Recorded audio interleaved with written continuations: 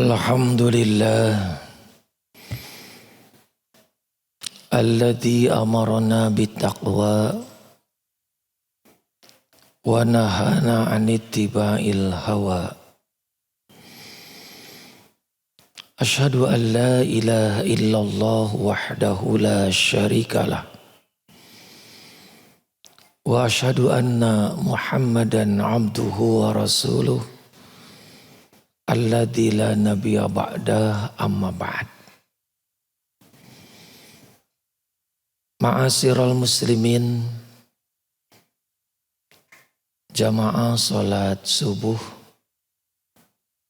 Masjid Raya Cipinang yang insya Allah dimuliakan Allah Subhanahu wa ta'ala.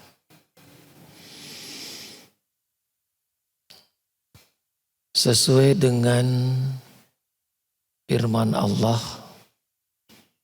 ayat 21 surah Al-Baqarah dan surah Ad-Dariyat ayat 56 bahwa tugas pokok manusia sebagai makhluk Allah adalah untuk beribadah kepadanya, mengabdikan diri kepadanya.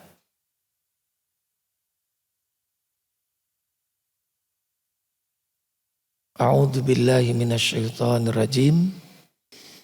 Ya ayyuhan nasu u'budu rabbakumul ladzi khalaqakum walladzina min qablikum la'allakum tattaqun.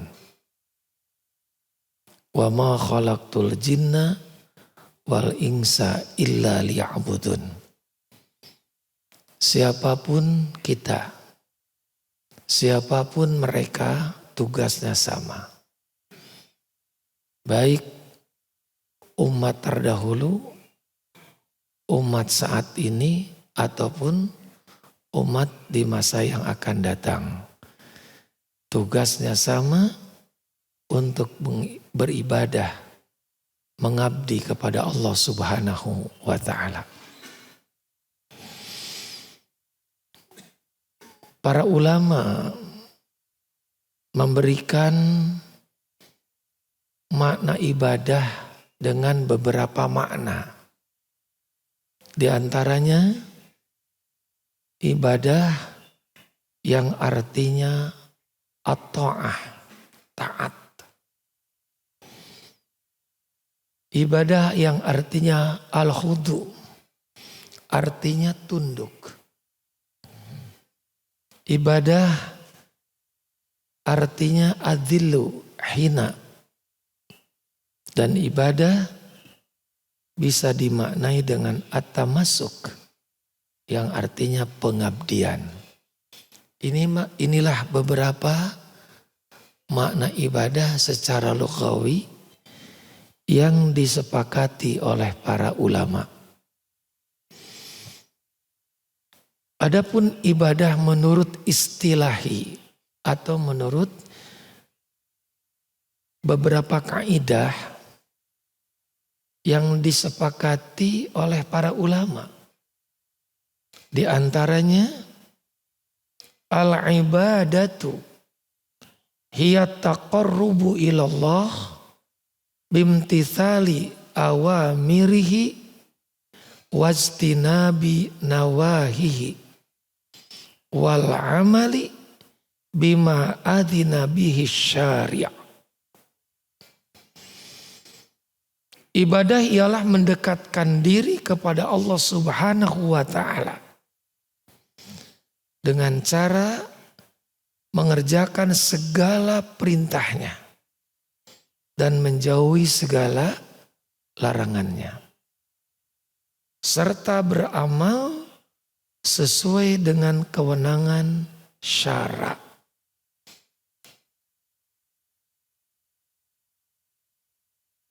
Ini di antara makna ibadah secara istilahi yang disepakati oleh para ulama. Mendekatkan diri dengan cara melaksanakan perintahnya menjauhi segala larangannya, dan melakukan sesuatu sesuai dengan ketentuan syara. Artinya ibadat itu tidak bisa dibuat-buat gitu.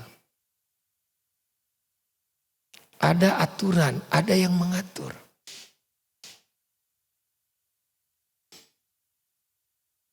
Dalam kaidah lain,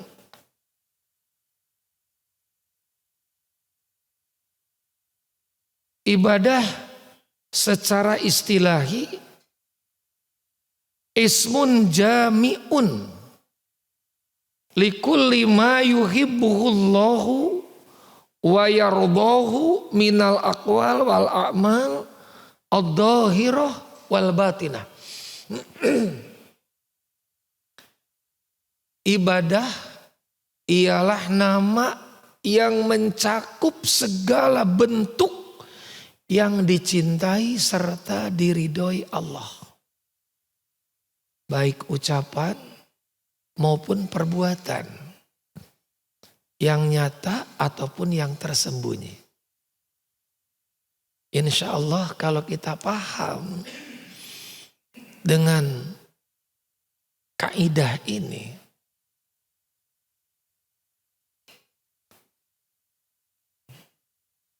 waktu yang 24 jam dalam sehari itu bisa dipadatkan gitu Pak. Bisa diisi dan disibukkan dengan ibadah. Selama ini orang-orang awam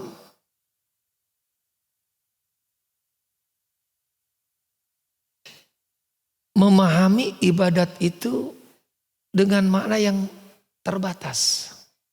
Seperti sholat, seperti saum, seperti haji dan umroh. Itu pun tidak salah. Tapi kalau ibadat hanya sholat, hanya saum, hanya haji dan umroh, itu sangat-sangat terbatas. Karena itu para ulama memberikan definisi yang seperti ini. Jadi semua perbuatan, perkataan, nampak ataupun tersembunyi, Allah cinta, Allah ridho, itulah ibadah. Karena itu kita harus berusaha berbeda dengan mereka. Misalnya mereka makan, kita pun makan. Mereka makan hanya untuk menghilangkan rasa lapar. Badan atau fisik menjadi kuat. Tapi kita di samping tujuan itu ada yang paling pokok. Yaitu mengabdi, beribadah kepada Allah. Caranya bagaimana? Kembali kepada Rasul. Rasul itu tidak makan kecuali lapar.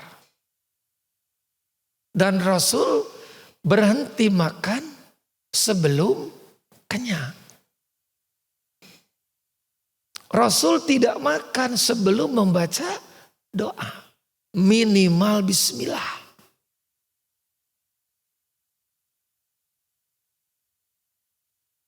Usai dari makan, membaca Alhamdulillahilladzi at'amana wa saqana wa ja'alana muslimin.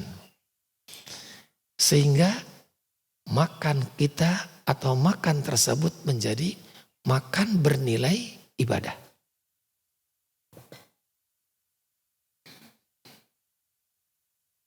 Dalam hadis lain dikatakan ini cara makan Rasul. Sehingga bernilai ibadah. Idza akala ahadukum falyakul biyamini. Wa idza syariba falyasrab biyamini. Fa inna syaitan yakulu bisimalihi wa yasrabu bisimalihi. Rasul bersabda, Apabila kamu makan, hendaklah kamu makan dengan tangan kananmu. Dan apabila minum, minumlah kamu dengan tangan kananmu. Sesungguhnya syaitan makan, minum dengan tangan kiri. Ini insya Allah, kalau kita kembali kepada Rasul, maka makan kita akan menjadi nilai ibadah. 3 kali makan, 3 kali ibadah. 1 kali makan katakan 15 menit. 3 kali makan sudah 45 menit. Sholat 5 waktu dalam sehari. Katakan 1 kali sholat 10 menit. 5 kali sholat cuman 50 menit. Inilah makna ibadah yang disepakati oleh para ulama. Nama yang mencakup segala bentuk yang dicintai dan diridhoi oleh Allah. Baik dalam perbuatan, perkataan, nampak ataupun tersembunyi. Kita tidur, mereka pun tidur. Tidur kita harus berbeda dengan tidur mereka. Mereka tidur hanya untuk menghilangkan rasa lelah, menghilangkan rasa ngantuk. Tapi kita di samping tujuan itu ada tujuan pokok, yaitu beribadah kepada Allah. Karena itu kembali kepada Rasul. Rasul tidak tidur sebelum berwudu terlebih dahulu. Dan tidak tidur setelah berwudu, melainkan membaca beberapa ayat Al-Quran atau beberapa ayat suci Al-Quran serta doa. Ini yang disebut dengan ru'yah sebelum tidur. Dalam posisi tulang rusuk kanan ada di bawah. Dan telapak tangan kanan di bawah pipi yang kanan. Lalu dibacakan ayat-ayat ruqyah. Dibacakannya surah Al-Fatihah, ayat kursi, 3 ayat terakhir dari surah Al-Baqarah, surah Al-Ikhlas, surah Al-Falaq, surah An-Nas. Setelah itu baru membaca doa sebelum tidur. Katakan kita mulai berbaring di atas tempat tidur jam 9 malam. Lalu bangun jam 3 dini hari. Berapa jam tuh? 10, 11, 12, 1, 2, 3. 6 jam kita beribadah. Ini sangat luar biasa, Pak. Biasanya jam 3 itu bangun. Atau setengah 4 bangun. Ternyata tidak bangun. Artinya Allah memanggil kita di saat kita sedang tidur. Berbahagia. Kenapa? Allah memanggil kita dalam keadaan suci, bersih. Jasmaninya sudah dibersihkan, disucikan dengan air wudhu. Rohaninya sudah dibersihkan dengan ayat-ayat suci dan doa. Ini luar biasa, Pak. 6 jam kita. Inilah ibadah yang dimaksud oleh kaidah yang tadi. Nama yang mencakup segala bentuk yang dicintai serta diridhoi oleh Allah. Baik berupa perkataan, perbuatan yang nampak maupun yang tersembunyi. Ma'asyiral muslimin. Dalam kaidah lain, para ulama pun memberikan definisi lain. Al-aslu fil ibadati at-tauqif wal ittiba. Wa bi ibaratin ukhra al-butlanu hatta yakuma dalilu alal amri. Asal di dalam ibadah itu menangguhkan dan mengikuti. Dalam ibarah lain, asal di dalam ibadah itu batil, tidak ada. Hingga ada dalil yang memerintahkan. Jadi ibadat itu asalnya tidak ada, lalu kemudian ada. Atau asal di dalam ibadat itu tidak ada, hingga adanya dalil yang memerintahkan. Jadi kalau saya dulu ketika di pesantren, kata guru, jadi ibadat itu sangat sederhana. Ada perintah, ya kerjakan. Kalau tidak ada, ya diam aja. Ada contoh dari Rasul, kerjakan. Tidak ada contoh dari Rasul, ya diam. Itulah ibadah. Kita ambilkan contoh. Pertama, tentang sholat 5 waktu. Sholat 5 waktu yang kita lakukan setiap hari, itu disyariatkan, diwajibkan oleh Allah kepada Rasul dan umatnya, itu di tahun ke-11 dari kenabian. Melalui peristiwa Isra dan Mi'raj. Tahun ke-11 dari kenabian. Di Mekah. Sebelum itu Rasul tidak sholat. Ka'bah sudah ada. Baitul Maqdis pun sudah ada. Tapi Rasul tidak sholat. Kenapa? Belum ada perintah. Baru ada perintah di tahun ke-11 dari kenabian, dari kerasulan melalui peristiwa Isra dan Mi'raj. Setelah diwajibkannya sholat di tahun ke-11 dari kenabian, Rasul sholat menghadap ke Baitul Maqdis. Padahal Ka'bah pun ada. Kenapa? Belum ada perintah. Gitu. Baru ada perintah sholat menghadap ke Baitullah atau Ka'bah. Itu setelah beliau di Madinah.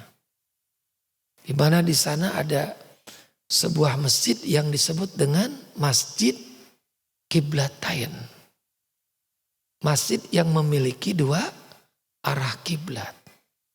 Dan ini ceritanya panjang, Pak.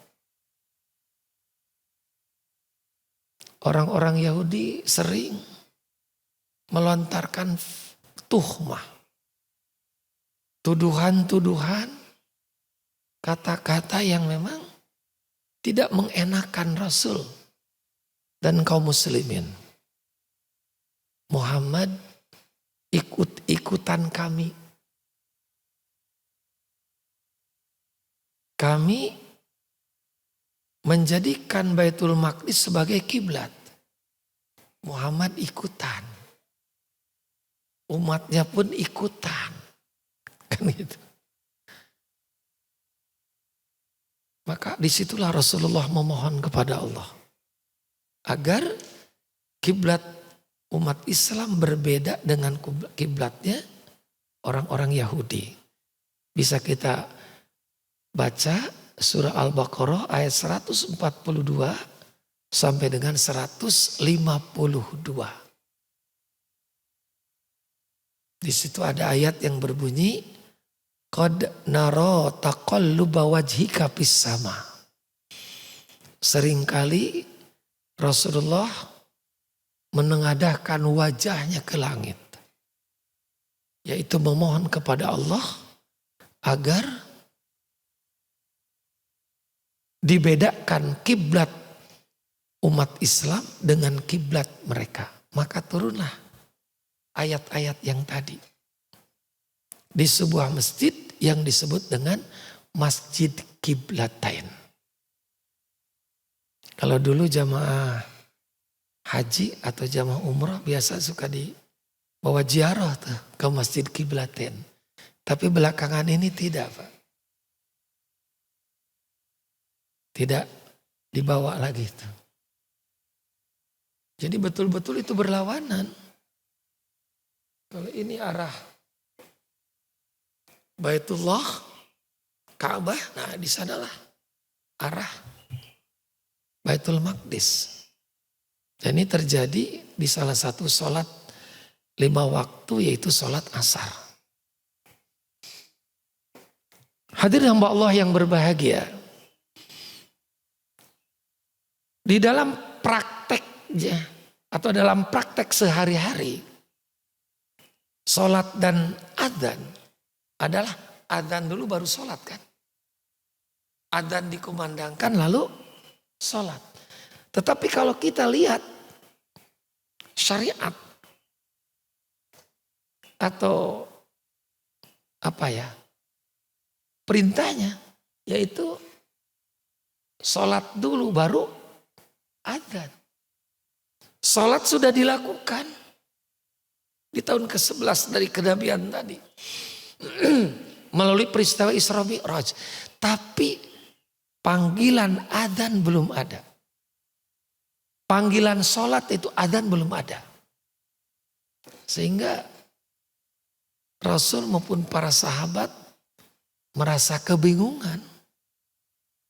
Bagaimana caranya memberitahu kepada umat kalau waktu sholat sudah tiba. Bagaimana caranya supaya umat bisa berkumpul untuk sholat berjamaah.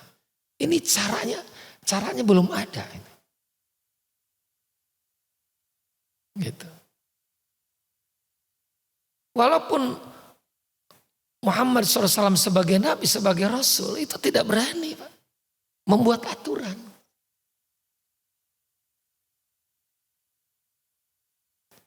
Dan ingat, yang tahu tentang waktu-waktu sholat ini, itu kan hanya orang-orang tertentu. Seperti saat ini, orang yang tahu tentang ilmu hisab, memahami ilmu falak, mengerti ilmu astronomi, ilmu ru'yah, hisab. Itu kan orang tertentu Pak. Pada masa Rasul seperti itu. Hanya orang tertentu, waktu sholat sudah tiba. Sementara masyarakat banyak tidak tahu. Makanya bagaimana nih caranya nih. Yang pada akhirnya diadakanlah musyawarah. Ini sholat sudah dilaksanakan. Diadakan musyawarah. Maka dalam musyawarah ini ada beberapa usulan. Si A mengusulkan bagaimana kalau waktu sholat tiba dibunyikannya nakus. Nakus itu lonceng. Si B mengusulkan bagaimana kalau waktu sholat itu tiba ditiupnya trompet. Si C mengusulkan bagaimana kalau waktu sholat tiba api unggun dinyalakan. Rasul menyimak, Rasul merespon, Rasul menjelaskan. Rasul terima kasih Pak. Usulan-usulan mereka itu. Lalu kemudian Rasulullah menjelaskan. Ya, kalau lonceng itu atau nakus itu syiarnya agama Nasrani. Trompet itu syiarnya agama Yahudi. Dan api Syiarnya agama Majusi. Kita tidak boleh sama dengan mereka. Tidak boleh sama. Akhirnya Rasul dan para sahabat pun kembali ke rumah masing-masing tanpa ada kesepakatan. Tanpa adanya kesimpulan dari hasil musyawarah itu. Akhirnya dalam hadis yang sahih dijelaskan, pada malam itu ada seorang sahabat yang bermimpi bertemu dengan seorang laki-laki yang membawa nakus, lonceng. Lalu kemudian, ini singkat cerita. Lalu si laki-laki yang dalam mimpi yang membawa nakus tadi mengajarkan adzan. Mengajarkan adzan. Keesokan harinya atau di pagi hari, sahabat yang bermimpi tadi datang kepada Rasul dan mengatakan mimpinya itu. Lalu Rasul bersabda, itu mimpi yang benar. Lalu Rasulullah Sallallahu Alaihi Wasallam memanggil Bilal dan mengajarkan adzan kepada Bilal sebagaimana adzan yang kita kenal saat ini. Jadi syariatnya itu sholat dulu baru adzan. Kenapa? Perintahnya begitu. Itulah yang dimaksud dengan kaidah tadi. Asal di dalam ibadat itu tidak ada hingga ada dalil yang memerintahkan. Saum Ramadan yang kita lakukan setiap bulan Ramadan setahun sekali. Baru dilaksanakan oleh Rasulullah Sallallahu Alaihi Wasallam di tahun kedua hijrah. Tahun kedua Rasulullah Sallallahu Alaihi Wasallam di Madinah. Makanya Rasulullah Sallallahu Alaihi Wasallam selama hidupnya melaksanakan saum hanya 8 kali.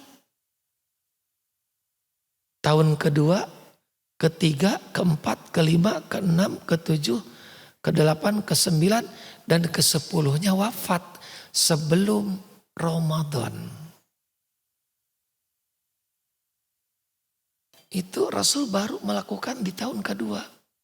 Sebelumnya Rasul tidak melakukan saum Ramadan. Walaupun Ramadan itu sudah ada. Ramadannya sudah ada. Tapi saumnya tidak ada. Kenapa? Belum ada perintah.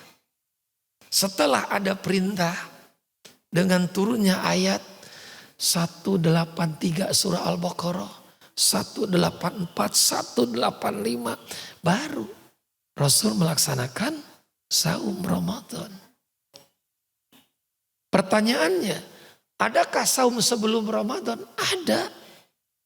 Seperti saum Asyura. Saum pada tanggal 10 bulan Muharram. Ma'asyiral muslimin, inilah ibadat. Begitu juga haji. Rasulullah Sallallahu Alaihi Wasallam di tahun ke-6 hijrah bersama para sahabatnya berangkat umroh.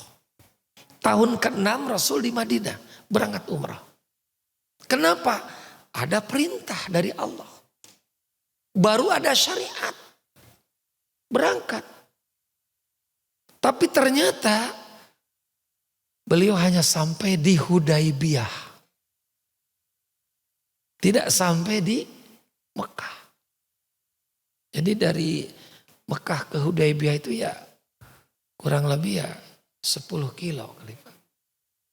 Ini setelah menempuh perjalanan yang cukup panjang, cukup jauh dari Mekah ke Madinah. Kalau sekarang ini dengan jalan apa? Jalan tol, ya Mekah Madinah ini kurang lebih 450 kilo. Kalau dulu kan pada masa Nabi ya hanya jalan setapak Pak. Harus naik gunung, turun gunung itu bisa 500 kilo. Kita bisa bayangkan Pak. Ketika perjalanan hijrah dari Mekah ke Madinah. Perjalanan umroh dari Madinah ke Mekah. Ada yang berjalan kaki.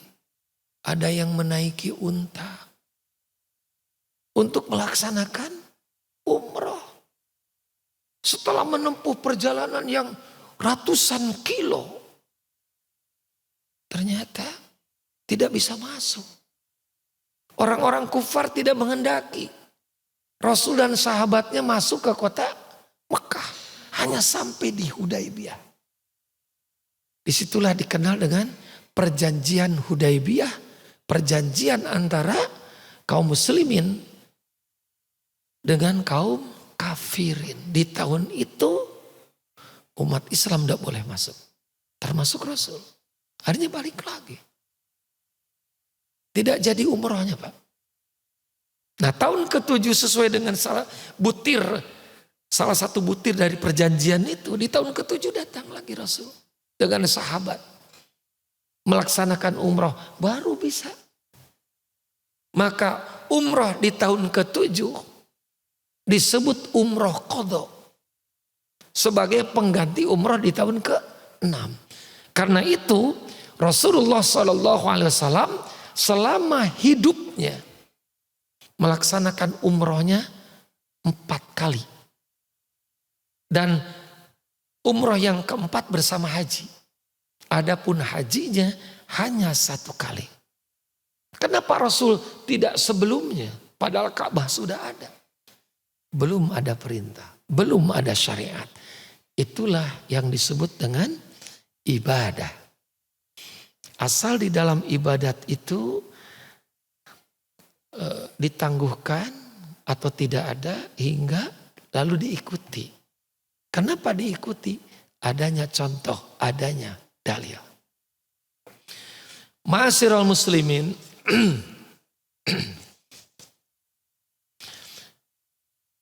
para ulama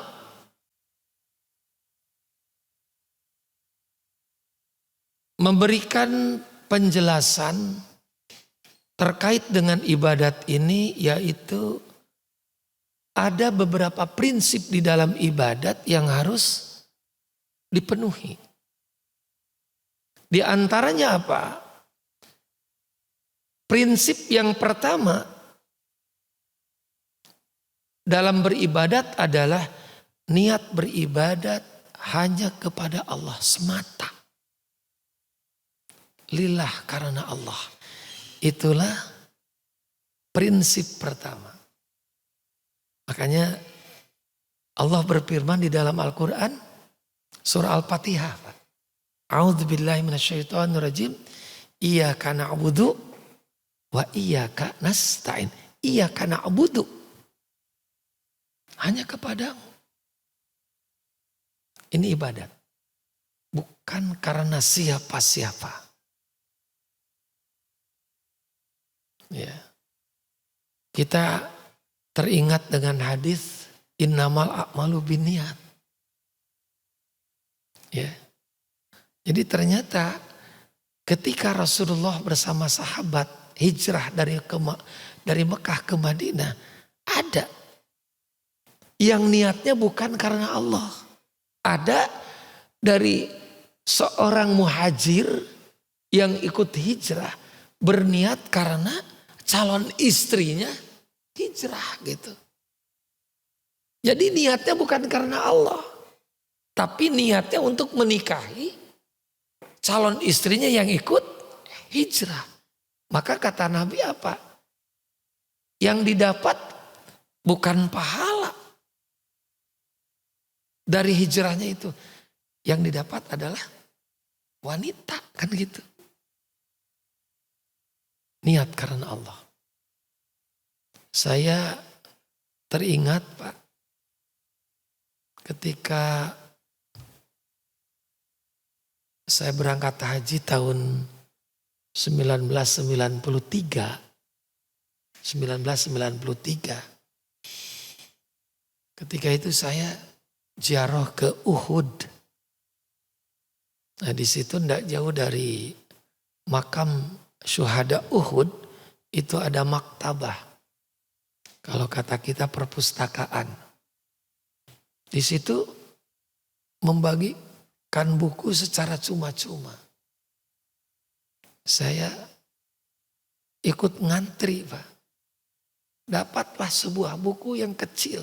Sebenarnya bukunya ada 3. Hanya ada satu buku yang kecil bisa dikantongin gitu. Saya tertarik sekali itu dengan buku itu. Khud aqidataka minal Qur'an was sunnah. Belum diterjemahkan. Kira-kira artinya, ambillah olehmu akidahmu sesuai dengan Al-Quran dan As-Sunnah. Saya baca. Nah di situ ketika saya buka ada di dalamnya sebuah judul Syurutu Qubulil Amal. Syarat-syarat diterimanya amal. Atau syarat-syarat diterimanya ibadah. Satu di antaranya ini. Jadi salah satu syarat diterimanya ibadah adalah niat karena Allah. Niat karena Allah. Bukan karena siapa-siapa. Ini prinsip pertama dalam ibadat. Prinsip yang kedua, nah ini keharusan menjadikan Rasul sebagai uswah. Keharusan, kemestian menjadikan Rasul sebagai uswah, sebagai contoh dalam beribadah.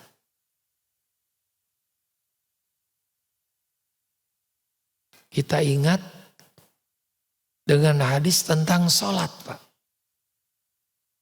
Apa kata Rasul? Shollu kama ra'aitumuni usolli. Sholatlah kamu sebagaimana kamu melihat aku sholat. Artinya sholat kita baik yang wajib maupun yang sunat harus sebagaimana sholatnya Nabi. Bagaimana Nabi sholat? Nah, ini ilmu, Pak. Perlunya ngaji dan belajar tuh di sini. Kenapa? Ini pernah di masa Nabi dan tidak jauh dari beliau duduk. Ada sahabat yang sholat. Janban Nabi di samping Nabi. Dia sholat sampai berkali-kali, Pak. Dia sholat. Usai sholat menghampiri Nabi. Mengucapkan salam. Nabi pun menjawab salamnya. Tapi Nabi berkata kepada orang itu, kamu belum sholat. Lalu dia sholat lagi. Usai sholat kembali menghampiri Nabi dan mengucapkan salam. Nabi pun menjawab salamnya. Kemudian Nabi pun berkata, kamu belum sholat. Sampai 3 kali. Menangislah ia. Menangislah dia. Lalu dia berkata, ya Rasulullah, aku tidak bisa sholat lebih baik daripada sholatku ini. Ajarkan kepadaku ya Rasulullah. Ya rupanya di dalam sholatnya itu tadi. Kaifiatnya, caranya tidak sesuai dengan apa yang dicontohkan oleh Rasulullah. Sama. Begitu juga dalam sholat berjamaah. Saf pertama, saf kedua, saf ketiga, saf keempat penuh. Tapi saf yang paling belakang cuman sendiri. Cuman sendiri. Apa kata Nabi? Tidak ada sholat di belakang saf sendirian. Tidak ada sholat di belakang saf sendirian. Kemudian Rasul menyuruh kembali ia sholat. Tapi sebelumnya Nabi pun ia mengatakan, kenapa kamu sholat di belakang saf sendirian? Dan kenapa kamu tidak masuk ke dalam saf itu? Dia mengatakan sudah penuh Rasul. Kenapa tidak ditarik salah satu dari mereka? Jadi tidak boleh. Dia sholat tapi dikatakan tidak sholat, tidak sesuai. Karena itu sekali lagi Nabi mengatakan, "Shollu kama ra'aitumuni usolli." Sholat kamu sebagaimana kamu melihat aku sholat. Rasulullah SAW yabtati'u sholat bitakbir wa yahtatimu sholat bitaslim. Rasulullah memulai sholatnya dengan takbir dan mengakhiri sholat dengan salam. Lalu ternyata dalam takbir dalam sholat itu ada yang mengangkat tangan, ada yang tidak. Tidak semua takbir dalam sholat mengangkat tangan. Ada tempat-tempat khusus. Takbir yang disertai mengangkat tangan pertama ketika takbiratul ihram. Memulai sholat. Yang kedua ketika takbir hendak ruku. Ketiga ketika takbir bangkit dari ruku. Keempat, ketika takbir bangkit dari atahiyat awal untuk rokaat ketiga. Jadi ketika turun sujud, bangkit dari sujud, itu takbir tapi tidak mengangkat tangan. Hadis Bukhari. Lalu bagaimana mengangkat tangannya? Itu jelas, Pak. Karena Rasulullah SAW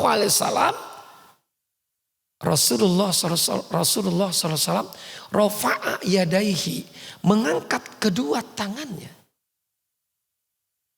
Had wa mankibai, hingga ujung-ujung jari tangan. Ini sejajar dengan bahu. Bukhari Muslim. Hadis Bukhari Muslim. Ujung-ujung jari tangan sejajar dengan bahu. Ini berlaku laki perempuan. Atau naik sedikit purwa udunaihi. Ujung jari sejajar dengan anak telinga. Ini dada terbuka. Terbuka. Ini yang dimaksud oleh para ahli kesehatan. Mengatakan bahwa gerakan sholat itu adalah sehat. Ini jarinya harus rapat. Jangan begini. Ya. Begitu juga salam. Mengakhiri salat. Hatta yuro bayadho haddihi. Jadi ketika Rasul salam. Mengakhiri salat. Ini putih pipinya Rasul. Terlihat jelas oleh makmum yang ada di belakangnya. Jadi salamnya harus terbalik gitu. Assalamualaikum warahmatullahi wabarakatuh. Assalamualaikum. Itu jelas. Ya. Ini prinsip di dalam ibadat menjadikan Rasul sebagai uswah. Bagaimana ketika ruku? Bagaimana ketika sujud? Ketika sujud itu 7 tulang harus kena. Laki maupun perempuan. Rasul memberikan isyarat. Pertama dahi dengan hidung. Kedua, ketiga telapak tangan. 4, 5 2 lutut. 6, 7 ujung telapak kaki. Bukan ujung jari, ujung telapak kaki. Berarti dilipat itu, Pak.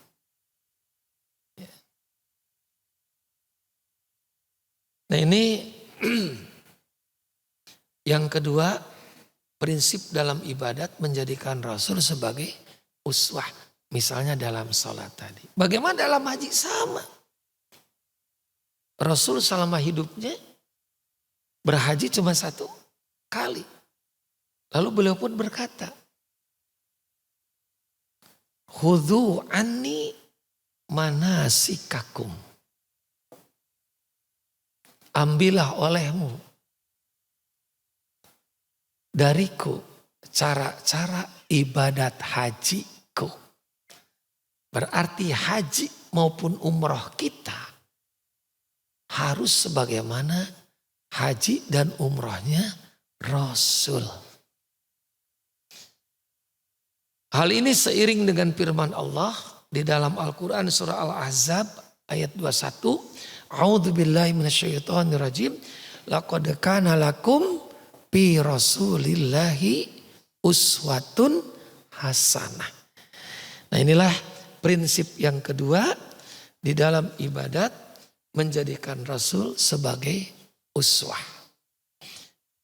Ini prinsip yang ketiga yang terakhir saja. Ibadah memiliki batas, kadar dan waktu. Ada batasnya, ada waktunya. Katakan sholat 5 waktu, hanya 17 rakaat. Ya, subuh hanya 2, tidak bisa 4. Ada kadarnya. Saum Ramadan, ada kadarnya. 1 bulan, ya bisa 29, bisa 30 hari. Ada kadarnya. Gitu. Tawaf, ada kadarnya. 7 putaran. Gitu. Kemudian waktu. Inna sholata kanat alal mu'minina kitabam mauquta. Sholat duhur ya di waktu duhur, asar di waktu asar, maghrib di waktu maghrib, isya di waktu isya, subuh di waktu subuh. Tidak bisa di waktu-waktu lain kecuali bagi musafir yang disebut dengan jamak. Yang disebut dengan jamak. Ada waktunya. Saum Ramadan ada waktunya di bulan Ramadan. Idul Fitri ada waktunya di tanggal 1 Syawal. Haji ada waktunya di bulan haji. Terutama di bulan Dzul Hijjah. Datangnya ke Arafah, datangnya ke Mina, mabitnya di Mina, mabitnya di Muzdalifah, melontar jumrah. Itu ada waktunya. Tidak bisa kita yang merancang waktu, yang mengatur waktu, nggak bisa. Idul Adha tanggal 10 Dzul Hijjah. Memotong hewan kurban tanggal 10 Dzul Hijjah atau di hari tasyrik. Ini ada nih tentang kurban nih Pak. Tentang kurban nih. Ketika Rasulullah SAW dengan beberapa sahabat kembali dari sholat Idul Adha, beliau melihat ada kambing yang sudah disembelih. Ada kambing yang sudah disembelih. Rasul pun bertanya, siapa pemilik kambing ini dan kapan kambing ini disembelih? Rupanya pemiliknya menjawab, aku ya Rasul yang memiliki kambing ini. Dan aku menyembelih kambing ini tadi sebelum sholat Id. Sebelum sholat Id. Apa kata Nabi? Cari kambing lain sebagai gantinya. Ini bukan kurban.